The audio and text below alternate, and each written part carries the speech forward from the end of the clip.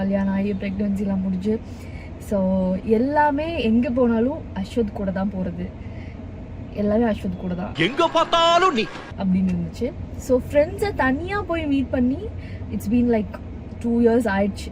2 yearsஆக வந்து என் ஃப்ரெண்ட்ஸை நான் தனியாகவே மீட் பண்ணல, அஸ்வத் கூட தான் வந்து எல்லா இடத்துக்கும் சுற்றிட்டு இருந்தேன். ஸோ ஓகே, ஒரு பிளான் ஒன்று பண்ணலாம், கேர்ள்ஸ் வந்து மீட் பண்ணலாம் அப்படின்னு சொல்லிட்டு நாங்கள் பிளான் பண்ணோம். ஓஹோ, கதை இப்படி போகுதா?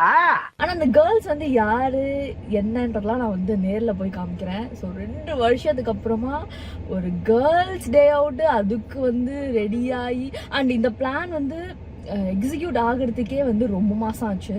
ஸோ முன்னாடி கல்யாணத்துக்கு முன்னாடிலாம் அப்படியே பிளான்னா எப்படின்னா இப்படி போவேன் நான். லைக் வந்து நைட்டு 2 மணிக்கு பிளான் பண்ணி 3 மணிக்கு போகிறது அந்த மாதிரிலாம் இருக்கும்.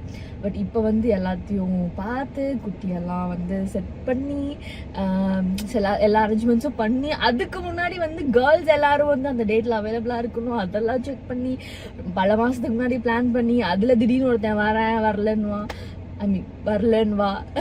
ஸோ அது எல்லாத்தையும் தாண்டி ஒரு பிளான் ஃபைனலி இன்னைக்கு வந்து நடந்திருக்கு.